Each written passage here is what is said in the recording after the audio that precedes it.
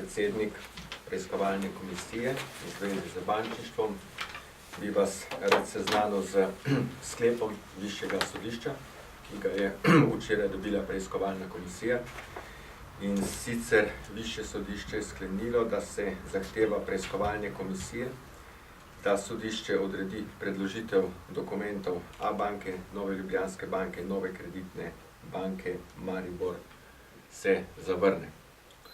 Osebno kot predsednik preiskovalne komisije za ugotavljanje zlorab v slovenskem bančnem sistemu sem nad to odločitvijo presenečen.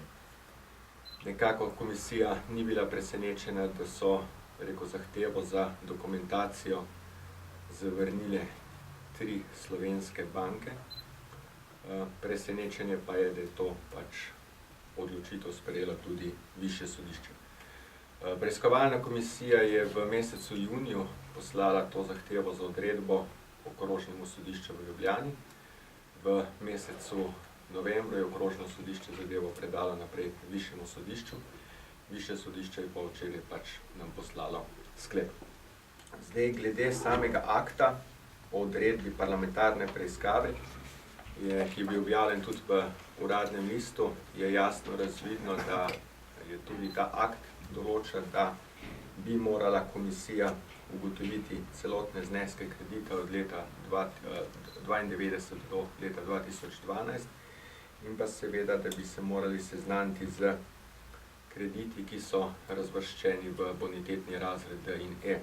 Zdaj, na osnovi te odločitve Višjega sodišča sem osebnega mnenja, da bo preiskovalna komisija imela bistveno oteženo delo. Ocenjujem, da o nadaljnjem poteku dela, da se bo komisija morala v najkrajšem času odločiti tako naprej. Vsekakor pa zaslišanja, ki so že sklicana za 16., 17. in pa 22. in 23. januar bodo izvedeni. Kakšno vprašanje? Jure Bernard, kakšna je bila obrazložitev sodišča? Zdaj, obrazložitev sodišča temelji na tem, da naj bi komisija dala pomanjkljive utemeljitve, zakaj te dokumente potrebuje. Da res sem tukaj osebnega mnenja, da z samega akta o odredbi, ki je bil objavljen v Uradnem listu 7. februarja leta 2013, da je jasno razvidno, zaradi česa komisija te dokumente potrebuje, tudi da bi lahko verjetno uspešno končala delo in pa seveda, da bi se lahko ugotovila tudi politična odgovornost morebitna za nastalo situacijo v bančnem sistemu. Boste na sodišče podali te dodatne zahteve, ki so jih na nek način pričakovali, da vam podali?